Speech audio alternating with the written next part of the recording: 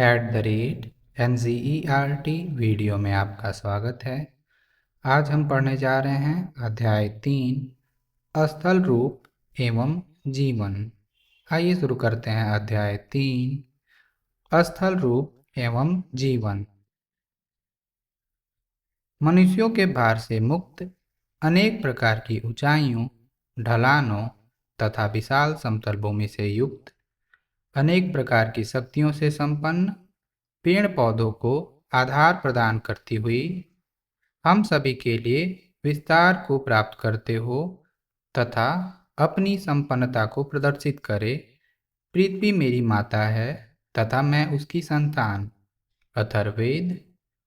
भूमि सूक्त पृथ्वी के लिए स्रोत।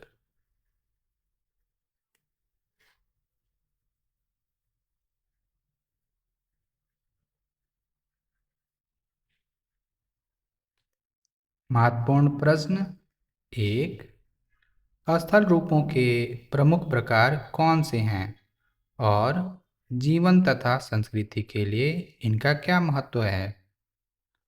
2। प्रत्येक स्थल रूप के साथ संबंधित जीवन की क्या चुनौतियां एवं अवसर हैं?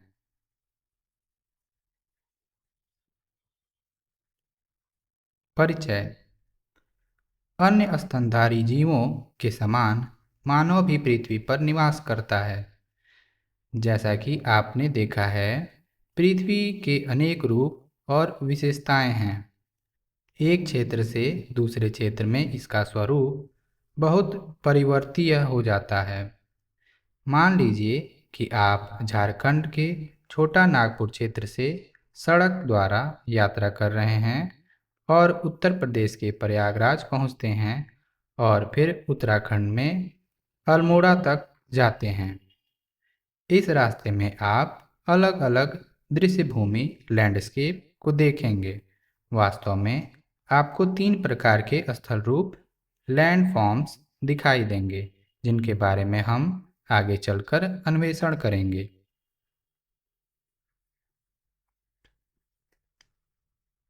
आइए पता लगाएं।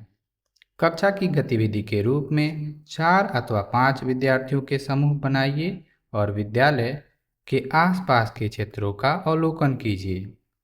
आपको किस प्रकार की दृश्य भूमि दिखाई देती है?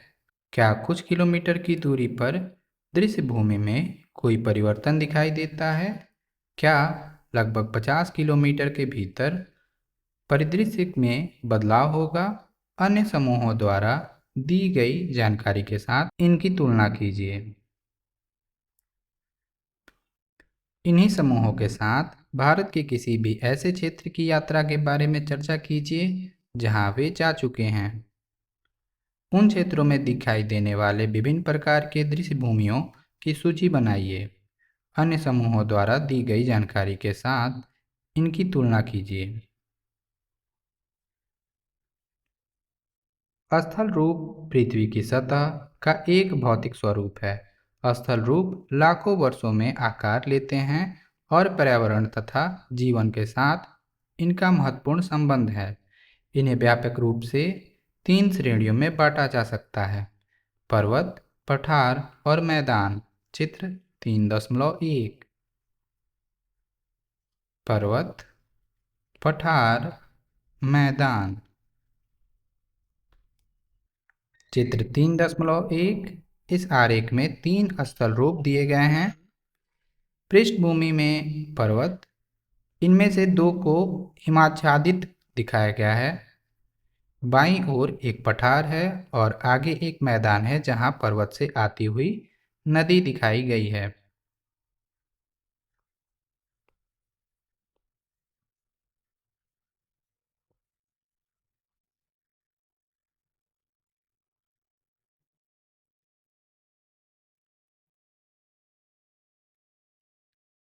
इन स्थल रूपों में विभिन्न प्रकार की जलवायु और अलग अलग प्रकार के पेड़ पौधे तथा जीव जंतु पाए जाते हैं।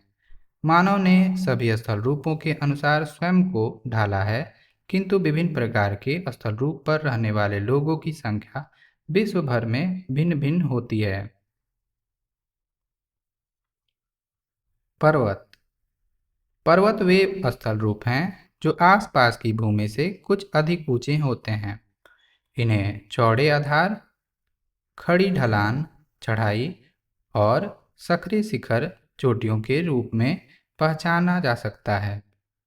कुछ पर्वत अपनी अधिक ऊंचाई के कारण हिम से ढके होते हैं। ग्रीष्म ऋतु में कम तुंगता एल्टीट्यूड पर हिम पिघल जाती है और जल में बदलने के बाद नदियों में पहुंचती है। बहुत अधिक ऊंचाइयों तुंगता पर हिम कभी नहीं पिघलती है और ये पर्वत अस्थायी रूप से हिम से ढके होते हैं।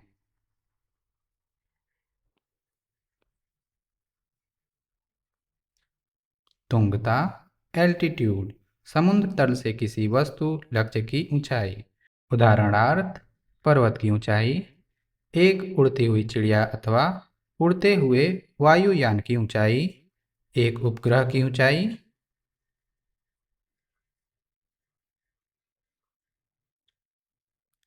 कम ऊंचाई वाले अन्य ऊंचे स्थान जहां कम खड़ी चढ़ाइयां और गोल आकार के शीर्ष होते हैं, उन्हें पहाड़ी, छोटे पहाड़ या हिल कहते हैं। आइए विचार करें, हिम क्या है?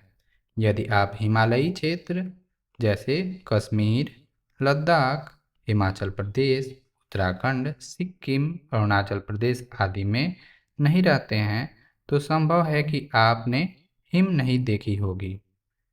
शेष भारत में अधिकांश वर्षण वर्षा और ओले के रूप में ही होता है। बहुत ऊंचे स्थानों पर यदि काफ़ी ठंडक है तो वहाँ हिम गिरेगी और वहाँ पर हिम का एक नर्म और सुंदर आवरण बन जाएगा। हिम और ओले का गिरना वास्तव में जल का ठोस रूप में गिरना है। वर्षण वायुमंडल से भूमि पर किसी भी रूप में जल का गिरना। वर्षा, हिमपात और ओले गिरना वर्षण के सामान्य रूप हैं।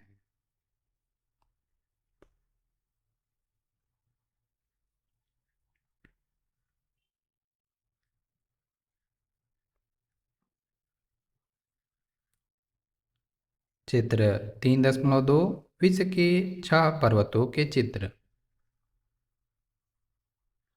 Mount Everest, Mount Aconcagua, Mount Kilimanjaro, Mont Blanc, Mount Kanchenjunga, Mount Anamudi. चित्र में अधिकांश पर्वतों को पर्वत श्रृंखलाओं के रूप में वर्गीकृत किया गया है, जैसे एशिया में हिमालय, यूरोप में आल्प्स तथा दक्षिणी अमेरिका में एंडीज। इनमें से कुछ श्रृंखलाएं हजारों किलोमीटर तक फैली हुई हैं।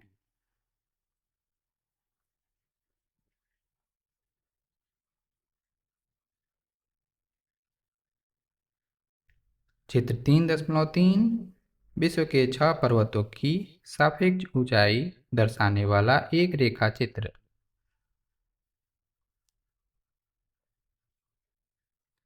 चित्र 3.2 में विश्व के 6 पर्वत दिखाए गए हैं। चित्र 3.3 इन्हें ऊपर से नीचे तक उनकी सापेक्षिक ऊंचाइयों का दृश्य प्रभाव देने के लिए एक साथ प्रस्तुत करता है। माउंट एवरेस्ट नेपाल तथा तिब्बत के बीच और कंचनजुंगा भारत के सिक्किम राज्य और नेपाल के बीच हिमालय पर्वत श्रृंखला की दो सबसे ऊंची चोटियां शिखर हैं। एंडीज पर्वत श्रृंखला दक्षिणी अमेरिका की सबसे ऊंची चोटी माउंट एकांकागुआ है। पूर्वी अफ्रीका में माउंट किलिमंजारो एक पृथक पर्वत है जो किसी श्रृंखला से संबंधित नहीं है। पश्चिमी यूरोप में मोंट ब्लांक आल्प्स का सबसे ऊंचा पर्वत है। अनाईमुड़ी केरल में इसे अनाई शिखर भी कहते हैं, दक्षिण भारत का सबसे ऊंचा पर्वत है।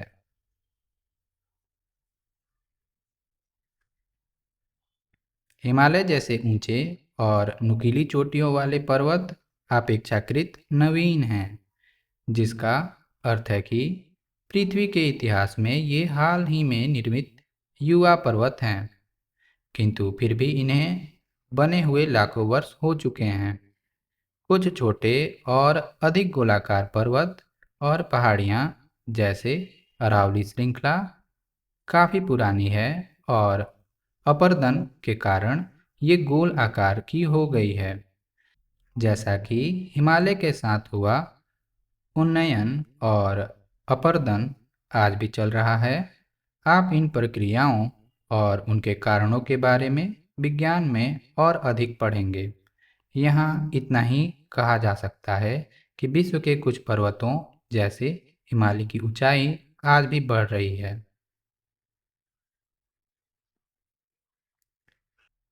पर्वतीय परिवेश।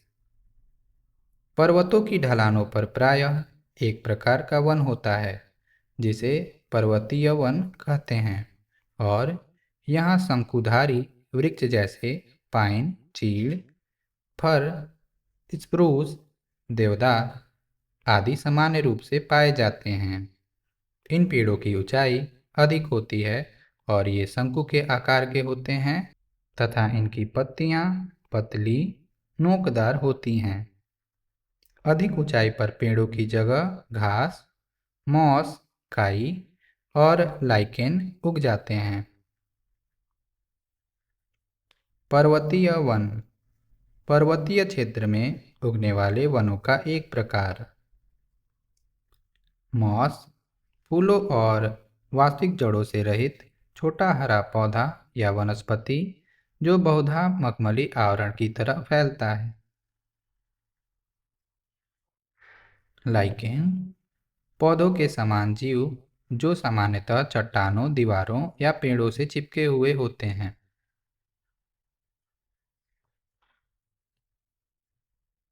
कम से कम 1500 वर्ष पूर्व प्राचीन भारत के महान कवि कालिदास के काव्य से यहाँ दो श्लोक दिए गए हैं। उनका काव्य ग्रंथ कुमार संभव हिमालय की स्तुति से आरंभ होता है। यहाँ उन संस्कृत श्लोकों का सरल हिंदी अनुवाद दिया गया है। भारत के उत्तरी भाग में देवता सदृश पूजनीय हिमालय नाम का पर्वत का राजा है, जो पश्चिमी से लेकर पूर्वी समुद्र तक फैला हुआ है। देखकर ऐसा लगता है कि मानो वह पृथ्वी को नापने का मापदंड है। गंगा की झरनों की फुहारों से युक्त, देवदार के वृक्षों को हिलाने और मोर पंखों को फरफराने वाली शीतल मंद और सुगंधित वायु से पर्वतवासी जो मृग की खोज में हिमालय में घूमते रहते हैं, अपनी थकान मिटाते हैं।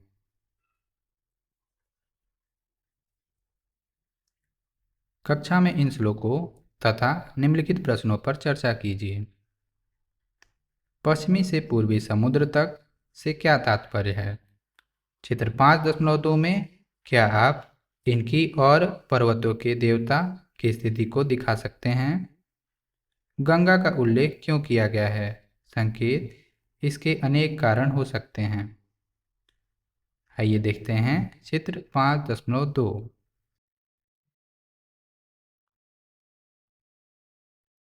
चित्र 5.2 भारतीय उपमहाद्वीप का भौतिक मानचित्र जिसमें कुछ नदियां प्रदर्शित हैं। यहाँ पर देख सकते हैं हिमालय को, जो पूर्वी समुद्र यानी बंगाल की खाड़ी से अरब सागर पश्चिमी समुद्र तक फैला हुआ है। इसे आप ढेर सारी नदियों को निकलते हुए देख सकते हैं। यहाँ पर गंगा नदी का नाम लिखा हुआ है।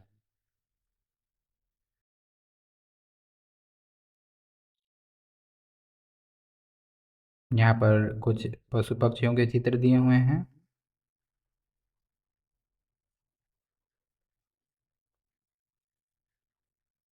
चित्र 3.4 कुछ पहाड़ी जीव जंतु।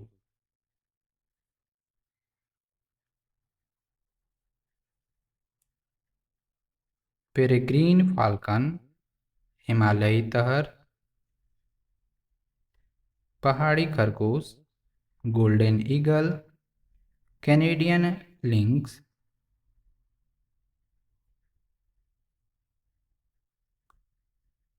याक, आइबेक्स, ग्रे फॉक्स, तेंदुआ, भालू। पर्वतों में घने वन, बहती नदियाँ, झीलें, घास के मैदान और कंदराएं अनेक प्रकार के जीवों को आश्रय प्रदान करते हैं, जैसे कि गोल्डन ईगल, सुनहरा गरुड़, पेरेग्रीन फाल्कन, घुमंतुबाज, कैनेडियन लिंक्स, हिमतेंदुआ, आइबेक्स, जंगली भेड़, हिमालयन तहर, पर्वतीय खरगोश, याक, ग्रे फॉक्स, भालू और बहुत से अन्य प्राणी हैं। ध्यान रखें, हिमालय से निकलने वाली भारतीय नदियों में से गंगा विशालतम है। अंग्रेजी भाषा में इसे गैंजेस भी कहते हैं।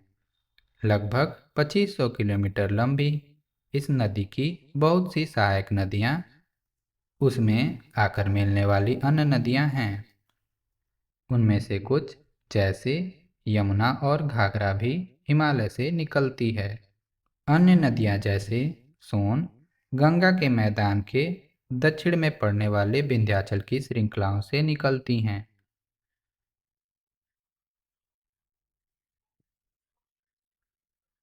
क्षेत्र 3.5 उत्तरी भारत में सीढ़ीदार वेदिका कृषि।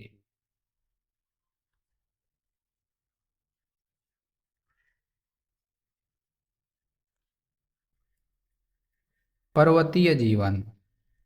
पर्वतीय भूभाग सामान्य रूप से खड़े ढलानों के साथ उबड़ खाबड़ या ऊंचे नीचे होते हैं, इसलिए कुछ ही घाटियों में नियमित रूप से कृषि की जा सकती है।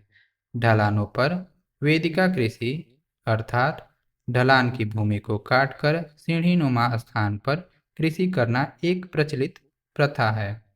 विश्व भर में अनेक पर्वतीय क्षेत्रों में कृषि की जगह पशुपालन को अधिक महत्व दिया जाता है। भूभाग भौतिक आकृतियों की दृष्टि से भूमि का एक खंड। घाटी पहाड़ों के बीच का एक निचला क्षेत्र जिसमें प्रायः नदी अथवा जलधारा बहती है। पर्यटन पर्वतीय लोगों के लिए आय का महत्वपूर्ण साधन है। पर्वतों की स्वच्छ हवा और मनोरम प्राकृतिक दृश्य सभी पर्यटकों को आकर्षित करते हैं। कुछ पर्यटक पर्वतों पर साहसिक खेलों के लिए भी जाते हैं, जैसे स्काइंग, हाइकिंग, पर्वतारोहण और पैराग्लाइडिंग। अनेक शताब्दियों से लोग पवित्र स्थलों की तीर्थ यात्रा पर जाने के लिए पर्वतों की यात्राएं करते रहे हैं, परंतु बहुत सारे पर्यटकों के एक साथ आने से पर्वतों के पर्यावरण पर दबाव पड़ता है। प्रायः इनमें सही संतुलन बनाए रखना कठिन हो जाता है।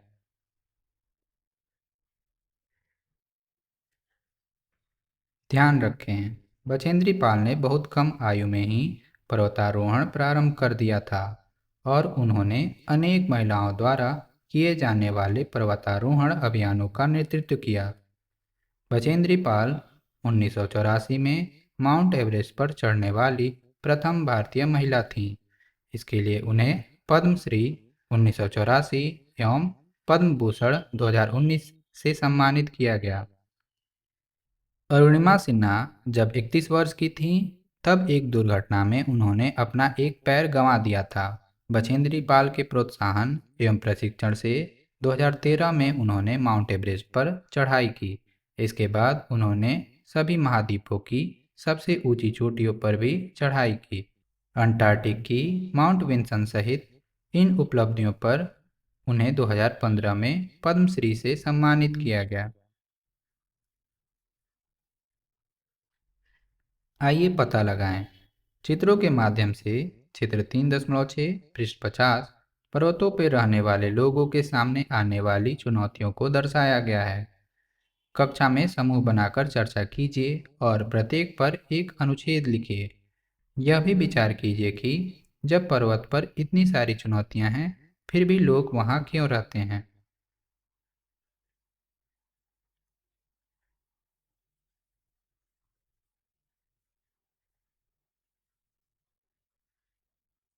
चित्र 3.6 पर्वतीय जीवन के कई सकारात्मक पक्ष हैं, जैसे शुद्ध वायु, मनोरम दृश्य आदि। इसमें प्राकृतिक और मानव निर्मित दोनों तरह की कठिन चुनौतियां भी सम्मिलित हैं, जिनमें से कुछ को चित्रों में दर्शाया गया है।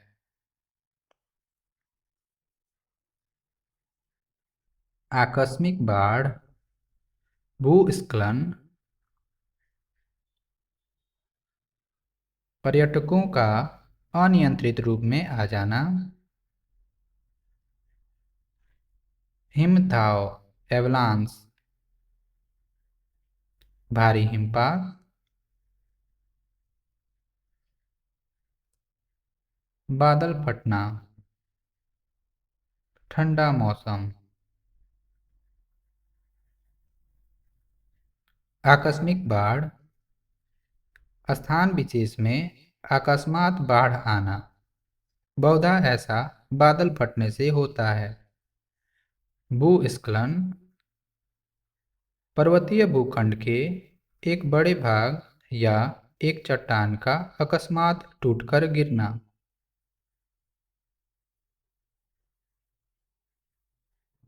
हिमधाव, एवलांस, पर्वत से अकस्मात हिम का गिरना, हिमपात अथवा चट्टानें टूटकर गिरना। ऐसा प्रायः तब होता है जब हिम का पिघलना आरंभ होता है। बादल फटना, अचानक प्रचंड तूफान सहित वर्षा होना।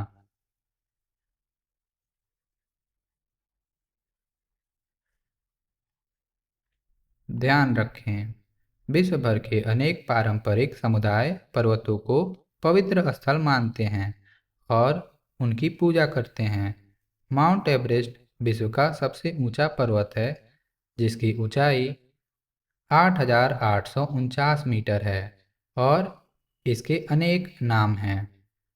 तिब्बती लोग इसे चोमोलुंगमा कहते हैं, जिसका अर्थ है जगत जननी, और पर्वत की उसी रूप में पूजा करते हैं। नेपाल निवासी इसे सागर माता कहते हैं, जिसका अर्थ है आकाश की देवी। इसी प्रकार तिब्बत में कैलाश पर्वत है, जिसे हिंदू दर्शन, बौद्ध मत, जैन मत और बौन तिब्बत का एक प्राचीन धर्म के अनुयायी पवित्र मानते हैं। पर्वत शिखरों के लिए इतनी श्रद्धा भावना भारत के साथ साथ विश्व के अन्य भागों में भी देखी जाती है। पठार, पठार एक ऐसी स्थलाकृति है जो आसपास की भूमि से उठी होती है और प्रायः इसकी सतह चपटी होती है। इसके कुछ पार्श्व सीधी ढलान वाले होते हैं।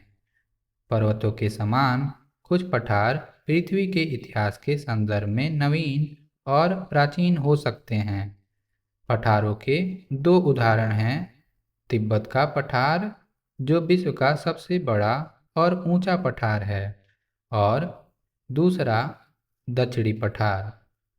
पठारों की ऊंचाई कुछ 100 मीटर से लेकर कई हजार मीटर तक हो सकती है।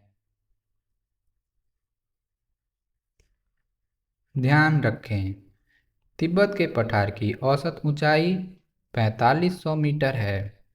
इसके कारण इसे विश्व की छत का नाम दिया गया है। पूर्व से पश्चिम दिशा तक यह लगभग 2500 किलोमीटर लंबा है, अर्थात चंडीगढ़ से कन्याकुमारी तक की दूरी जितना। मध्य और दक्षिण भारत के दक्कन का पठार विश्व के सबसे पुराने पठारों में से एक है, जो कई लाख वर्ष पहले ज्वालामुखी की सक्रियता के कारण बना था।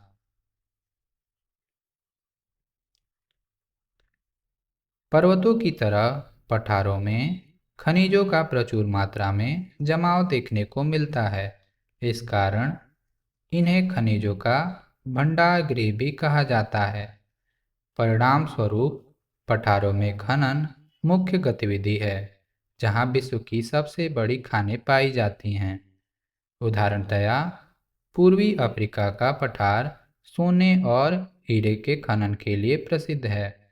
भारत में छोटा नागपुर के पठार में लौह, कोयला और मैग्नीज के प्रचुर भंडार हैं।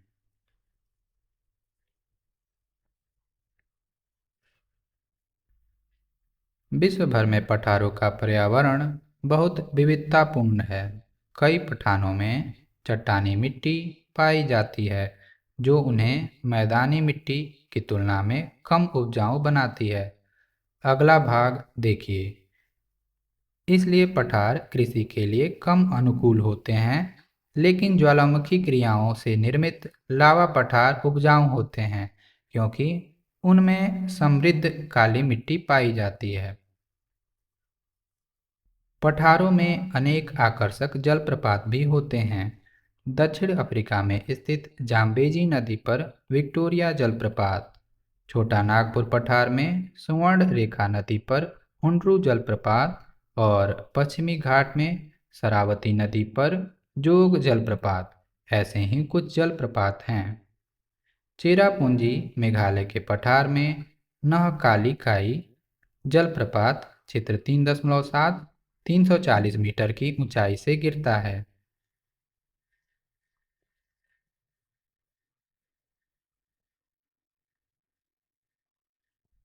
चित्र 3.7 चेरापूंजी पठार से गिरता नहकालिकाई जलप्रपात।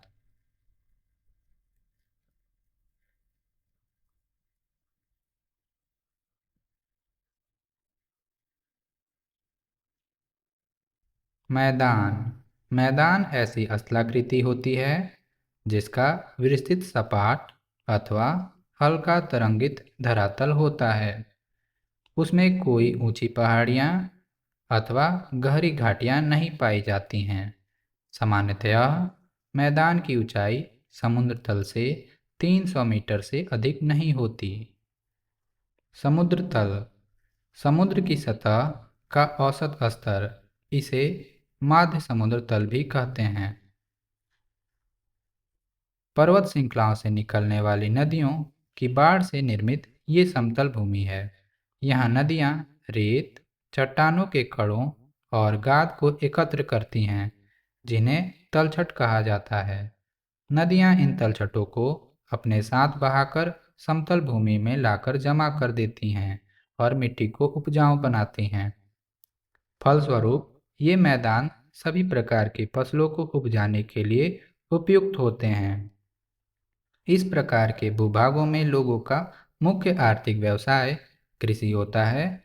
मैदान विविध प्रकार की वनस्पतियों और जीव जंतुओं का भी भरण पोषण करते हैं।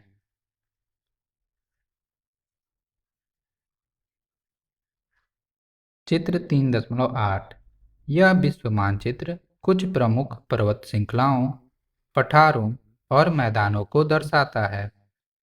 पठार पैटागोनियन पठार, मंगोलियन पठार, तिब्बत पठार, पूर्वी अफ्रीकी पठार। नदियों के मैदान मिसिसिपी मैदान, अमेजन मैदान, नील मैदान, यांगत्से मैदान, गंगा और ब्रह्मपुत्र का मैदान। पर्वत श्रृंखला Alaska, Rockies, Andes, Ural, Atlas और हिमालय।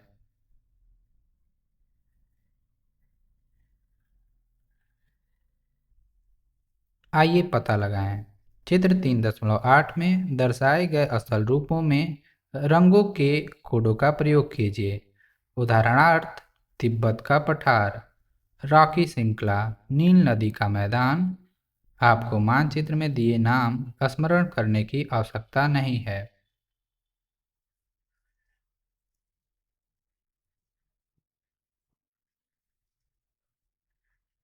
चित्र 3.9 गंगा के मैदान का उपग्रह से लिया गया चित्र। यहाँ पर हरी भरी गंगा के मैदान को देख सकते हैं। यहाँ पर हिमालय की ऊंची पर्वत श्रृंखलाओं पर बर्फ की चादर को देख सकते हैं जो सफ़ेद दिख रहे हैं, और नीचे की तरफ झारखंड की तरफ पहाड़ियों को आप देख सकते हैं जो भूरे दिख रहे हैं। आइए पता लगाएं। कक्षा की गतिविधि के रूप में बहुत ऊंचाई से लिए गए उत्तर भारत के क्षेत्र के उपग्रह चित्र चित्र 3.9 का अवलोकन कीजिए और उस पर चर्चा कीजिए। गंगा के मैदान का रंग कौन सा है? सफ़ेद रंग किस वस्तु को दर्शा रहा है?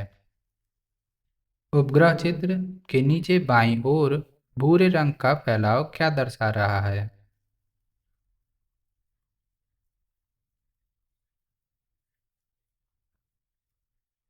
मैदानी जीवन। हजारों वर्ष पहले आरंभिक सभ्यताएं नदियों के उपजाऊ मैदानों के आसपास विकसित हुई थीं। हमारे समय में भी विश्व की अधिकांश जनसंख्या मैदानों में रहती है।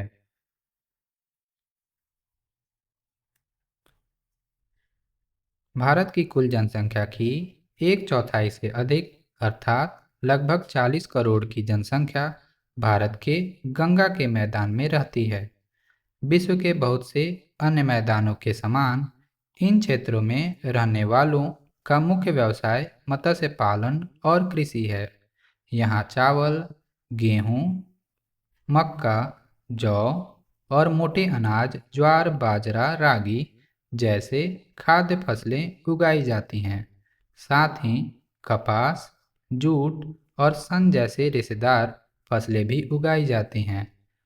परंपरागत कृषि मुख्यतः वर्षा पर निर्भर होती है, अर्थात वर्षा जल से फसलों को जल मिलता है, किंतु हाल के दशकों में नहरों के जाल नेटवर्क द्वारा और भूमिगत जल को पंप से निकालकर खेतों की सिंचाई करने में वृद्धि हुई है। यद्यपि सिंचाई से कृषि उत्पादन में वृद्धि हुई है, किंतु इससे भूमिगत जल स्तर में गिरावट आई है। इससे इस क्षेत्र में कृषि के भविष्य को लेकर चुनौतीपूर्ण स्थिति भी उत्पन्न हो गई है। गंगा के मैदानी भागों को प्रभावित करने वाली कुछ अन्य समस्याएं भी हैं, जैसे बढ़ती हुई जनसंख्या और प्रदूषण।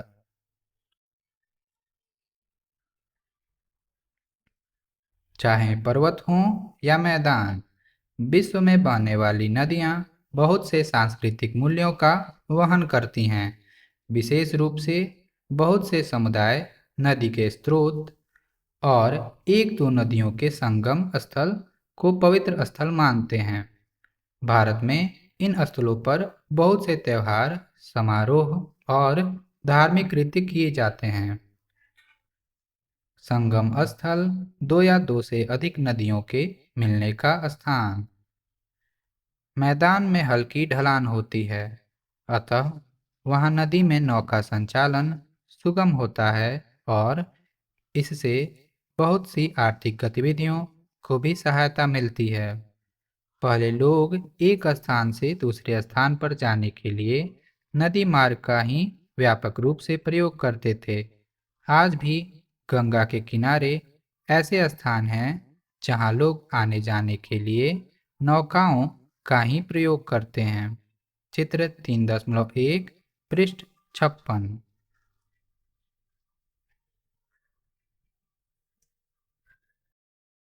चित्र 3.10 गंगा नदी में नौका परिवहन।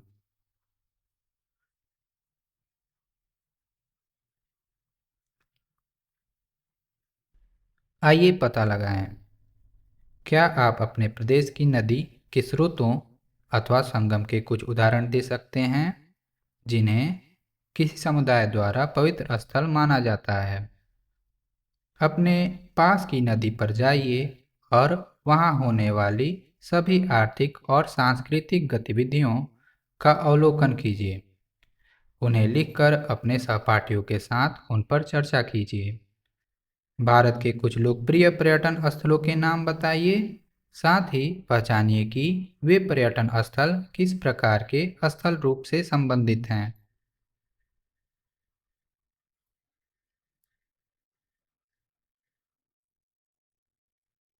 इस अध्याय में हमने पूरी पृथ्वी के 3 प्रमुख स्थल रूपों के बारे में समझा, परंतु इसका स्वरूप जटिल है और विशेषज्ञ प्रायः कुछ और स्थल रूपों के बारे में भी बताते हैं। इनमें से एक स्थल रूप मरुस्थल है। यदाकदा वर्षा प्राप्त करने वाले मरुस्थल व्यापक व दूर दूर तक शुष्कता का फैलाव लिए होते हैं। उनके वनस्पति जगत और प्राणी जगत विलक्षण ही होते हैं।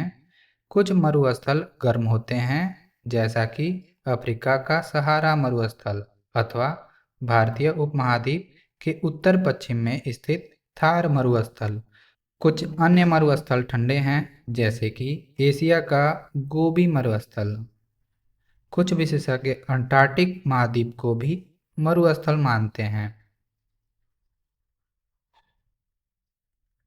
जीवन जीने की कठिन परिस्थितियों के उपरांत भी लोगों ने अधिकांश मरुस्थलों के पर्यावरण के अनुसार अपने आप को ढाल लिया है।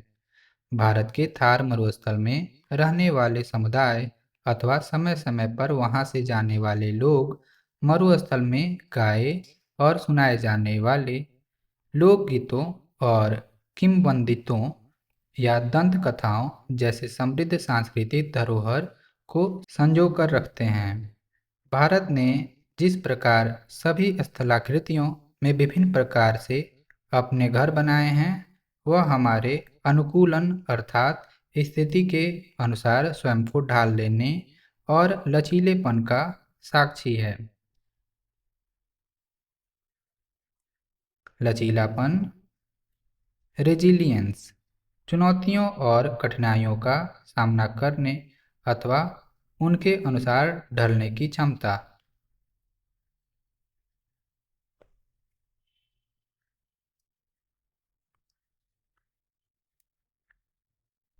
प्राचीन तमिल संगम कविता की 5 टीनें 5 दृश्य भूमि हैं, जो कुछ विशिष्ट देवताओं, जीवन शैलियों, मनोदिशाओं अथवा भावनाओं जैसे प्रेम, अनुराग, अलगाव, झगड़ा आदि से जुड़ी हैं।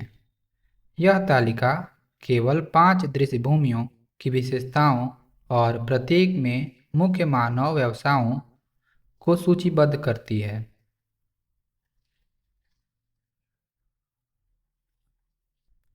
टिनय, दृश्य भूमि, मुख्य व्यवसाय। कुरिंजी, पर्वतीय क्षेत्र, आखेट और संग्रह करना। मुल्लाई, घास के मैदान और वन, पशुपालन। मरुदम, उपजाऊ कृषि के मैदान, कृषि। न्यायदयल, तटीय क्षेत्र, मत्स्य पालन और समुद्री यात्रा।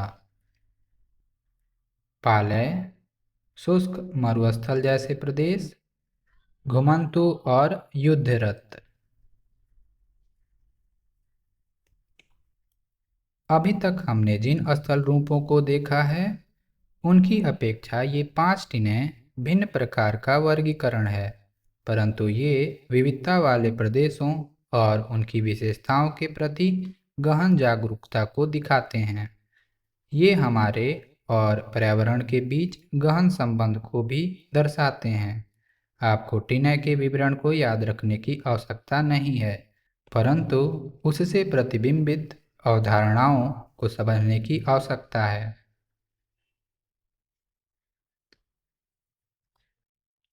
आगे बढ़ने से पहले, स्थल रूप 3 प्रकार के होते हैं: पर्वत, पठार और मैदान। उनकी भौतिक विशेषताएं और पर्यावरण बहुत अलग अलग प्रकार के होते हैं।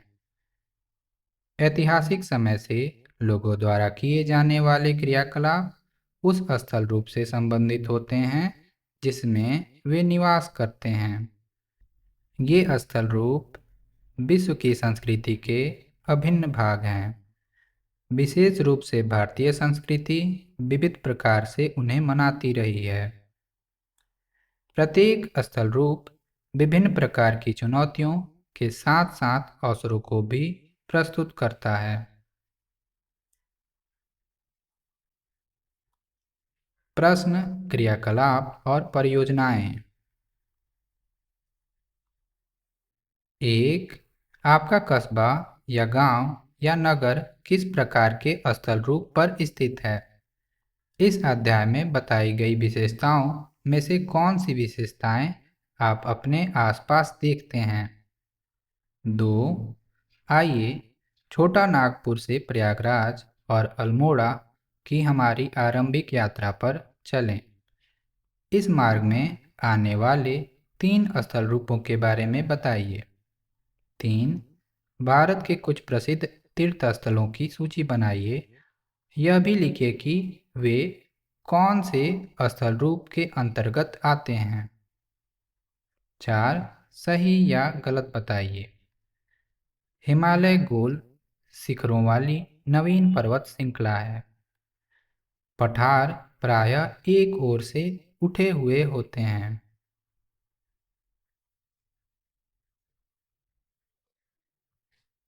पर्वत और पहाड़ियाँ एक ही प्रकार के स्थल रूप हैं। भारत में पर्वत, पठार और नदियों में एक ही प्रकार के वनस्पति और प्राणी जगत पाए जाते हैं। गंगा यमुना की सहायक नदी है। मरुस्थल का वनस्पति जगत और प्राणी जगत विलक्षण होता है। हिम के पिघलने से नदियों में जल आता है। मैदानों में नदियों द्वारा एकत्र किए गए तलछट भूमि को उपजाऊ बनाते हैं।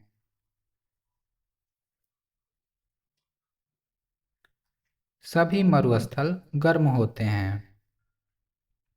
5 शब्दों के जोड़े बनाइए। माउंट एवरेस्ट, राफ्टिंग, ऊंट, पठार, गंगा का मैदान, जलमार्ग, माउंट किलिमंजारो, यमुना। अफ्रीका, विश्व की छत, धान के खेत, मरुस्थल, नदी, गंगा, सहायक नदी, पर्वतारोहण। यहाँ पर 2 खाने दिए हुए हैं।